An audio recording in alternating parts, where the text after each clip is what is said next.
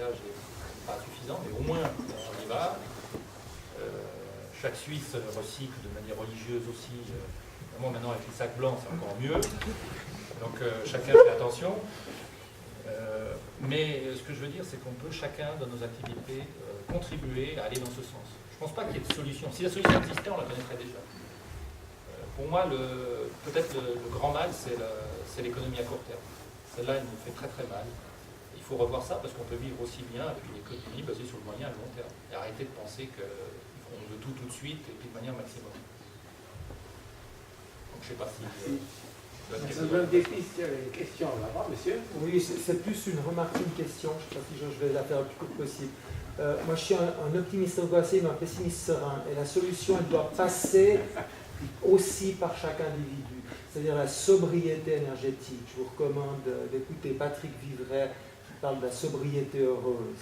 Et je suis optimiste parce que j'ai la conviction que le prix du baril va encore exploser dans les 10 prochaines années.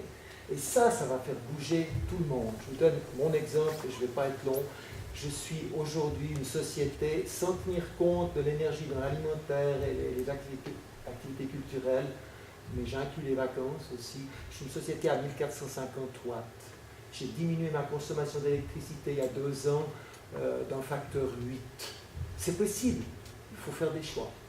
Je n'investis pas effectivement pour aller en vacances à l'autre bout du monde, mais j'investis là et je suis encore plus heureux. Donc, qu'est-ce qui va faire changer? Pourquoi les gens ne copient pas? Je ne suis pas forcément un copier, mais c'est parce que le pétrole est trop bon marché. Quand le pétrole va gicler, vous allez voir, et peut-être que en 2025, il est x5. Ça va changer beaucoup de choses. Ça va accélérer le processus. Ici, déjà il y a quelques années, il parlait d'un prix plancher qu'il faudrait fixer pour compenser les aléas du marché. Il n'a pas eu beaucoup de chance pour s'écouter quand même non plus. C'est vrai, mais c'est bon témoignage. Monsieur? Oui, alors, j'imagine qu'on va faire notre mieux et puis j'ai confiance en l'être humain. Voilà, et ça fait, si on n'a pas les résultats escomptés, c'est quoi les pronostics, le scénario en 2050? Il se passe quoi si on n'arrive pas? Alors une question de monsieur, qu'est-ce qui se passe si on n'arrive pas? C'est facile. Vous avez vu qu'on a pris, je parle pour la Suisse, on a pris l'orientation d'arrêter totalement le nucléaire. Alors, moi, dans la position où je suis, j'ai pas le droit d'avoir d'avis. Donc là, ici, il y a beaucoup à en avoir. Ah, mais il y a des micros partout. Donc c'est vrai, la question que vous posez, elle est assez fondamentale. On a une orientation prise, est-ce que c'est la bonne? C'est-à-dire qu'on est arrivé à une croisée des chemins, puis on a pris le chemin de droite. Est-ce que c'était le chemin de gauche qu'il fallait prendre, ou peut-être un autre? Là, il faut du courage politique et du courage humain de chacun d'entre nous pour se dire, d'abord, est-ce qu'on y croit? Je pense qu'on a tous envie de préparer ce qui se passe demain. On a vu que l'aspect pétrolier, l'aspect charbon pose d'énormes problèmes. La Chine consomme énormément de charbon. Continuons à en consommer, mais on en consomme encore beaucoup. Donc on a un problème environnemental majeur. Donc moi je pense qu'il faut croire dans cette élection-là et tout mettre en œuvre pour le faire. Simplement, il faut vraiment l'esprit d'équipe. Tout le monde doit y mettre du sien. Pour dire ce qui se passera en 2050, j'ai envie de dire, je m'en fous un peu, j'y serai pas, mais c'est pas vraiment comme ça que je vois les choses. Mais si on ne peut pas se replacer en 2050, qu'est-ce qui va se passer dans 5 ans? Qu'est-ce qui va se passer dans 10 ans? Qu'est-ce qui va se passer dans 20 ans? Tout le monde se moque de nous en Europe en disant comment un pays peut prévoir ce qui va se passer en 2050. Et c'est vrai que s'il n'y a pas se lancer là-bas en disant qu'on va faire cette orientation-là, il n'y a rien. On a mal le mérite d'avoir quelque chose. Moi j'ai envie de dire, soyez optimistes. Merci de la réponse de M. Bourg, puisqu'il semblait que peut-être qu'on a fait un mauvais choix.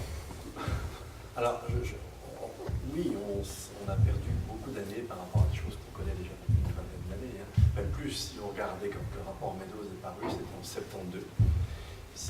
Il y avait 12 scénarios, je crois qu'il y en a un qui s'appelait Standard Run, qui est vraiment le scénario qui mettait en avant les serait le plus probable. Et si vous regardez leur cours jusqu'à aujourd'hui et puis la réalité, eh bien ça se recouvre assez parfaitement. Alors, oui, je pense qu'on a perdu un certain temps. Maintenant, il faut aussi relativiser. Là, on va rentrer dans une période effectivement assez difficile, assez trouble. L'humanité, on a connu des milliers avant. Et ce qui va être assez dur, c'est pour nous, parce qu'on est habitué à un certain style de vie. Je ne pense pas qu'on va pouvoir le continuer très longtemps. Alors, pour la génération qui est la nôtre, ou pour les générations qui nous accompagnent, effectivement, le choc peut être assez rude, mais je ne vois pas pourquoi on serait moins heureux dans une société à 2000 watts que dans une société à 6500. La difficulté, c'est dans l'entre-deux. Alors, là où les choses sont un peu plus difficiles, c'est qu'effectivement, aujourd'hui, on devrait être contraint d'anticiper. C'est-à-dire que, à la différence d'autres moments de l'histoire, on se met au IIe siècle, l'Empire romain, on était tous très contents. Il n'y a pas tant d'intérêt de ça continuer comme ça. Mais on était sur des paramètres purement historiques, on n'avait pas à prendre en compte de paramètres physiques. Là, aujourd'hui, on est dans un mélange des deux, avec l'interaction entre les deux. Alors, concernant les paramètres physiques, là, on sait quand même qu'il y a un certain nombre de difficultés qui arrivent. Et si on n'anticipe pas, on va les confronter dans le désordre, dans le désarroi, dans la perte de sens et probablement dans la violence. Et donc, la chose dont on aurait le plus besoin, et la Suisse donne l'exemple, c'est effectivement quand même un minimum d'anticipation et de s'engager sur des choses.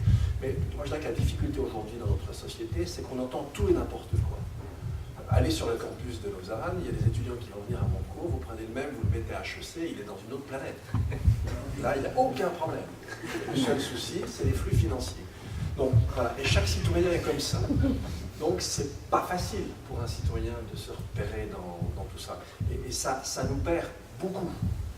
Et donc, je rêve et j'entends quand même un peu de politique qui, encore plus fortement qu'ils le font ici, et pourtant c'est vraiment pas les plus mauvais à l'échelle internationale, qui nous disent, oui, on arrive devant certaines difficultés, arrêtons de les nier, arrêtons de nous faire croire que le marché va tout régler, c'est une ânerie. Quand les Meadows ont sorti leur rapport en 72, Nordhaus, grand économiste de l'énergie et du climat, a sorti, mais qu'est-ce que c'est que ces âneries? Dans 10 ans, on aura maîtrisé la fusion. Nous sommes 40 ans après et on continue à dire la fusion nucléaire est l'énergie du futur. J'espère qu'elle le restera indéfiniment. Parce que si on avait à disposition l'énergie infinie, qu'on voyait les bêtises qu'on a faites avec le pétrole, mon Dieu, qu'est-ce qu'on ne ferait pas si on avait l'énergie infinie? Donc, non, on aurait besoin d'une parole publique un peu forte, un peu plus sensée, nous disant, voilà, il y a des difficultés, on va devoir les affronter. Voilà, c'est tout. Il y avait des questions ici, non? Charles, j'ai une question. J'ai vu passer des graphiques et dans un graphique de la projection du Conseil fédéral sur 2050, j'ai vu baisser la consommation des énergies fossiles dans le chauffage, dans le déplacement. Et puis j'ai vu cette fameuse courbe de l'électricité qui reste quasi plate, où en fait on se démène comme des dingues pour trouver des énergies renouvelables partout pour remplacer la consommation des centrales nucléaires qu'on ne veut plus, super. Et pourquoi est-ce qu'elle ne baisse pas? Je ne comprends pas pourquoi cette courbe de l'électricité ne baisse pas dans les projections. Qu'est-ce qui explique qu'elle ne baisse pas? Parce qu'on constate que chaque année, on a entre 1 et 2,5% d'accroissement de besoin d'électricité. Mais on n'a pas de solution. C'est-à-dire on trouve des solutions pour faire. C'est tout des projections. Bien sûr. D'accord, hein? Tout le monde fait des projections. Donc on trouve toutes sortes de solutions pour faire. Je sais, je travaille là-dedans, pour faire baisser la courbe d'énergie fossile. Donc probablement dans le bâtiment, évidemment, quand on est dans le secteur, on peut se casse la figure. Même dans le déplacement, quand on est tellement accro à la bagnole, on baisse quand même les projections. Et puis en électricité, quand on voit, là, monsieur vient de dire qu'il a baissé par 8 sa consommation d'électricité, il n'y a pas de projection. Et il y a un tabou là. Pourquoi est-ce qu'on ne baisse pas la consommation? C'est-à-dire que pour les bâtiments, on sait très bien ce qu'on peut faire pour baisser. Hein, il faut investir dans le triple vitrage, enfin je veux dire, il y a des techniques. L'électricité, on a beaucoup fait déjà pour améliorer ces économies en électricité. On parle beaucoup de l'éclairage public. C'est des peanuts. Mais oui, à Lausanne, c'est 0,5% de la consommation d'électricité. Donc, mais oui, alors on dit, il faut mettre des LED, ça va réduire l'électricité. Non. Mais où est le tabou en fait? Il n'y a pas de tabou, il y a simplement le fait qu'en électricité, on a déjà fait énormément, on peut en faire mieux, mais c'est un problème individuel. Il faut que chaque personne prenne la conscience de le faire. On pourrait. Des cercles de besoins essentiels dans l'électricité.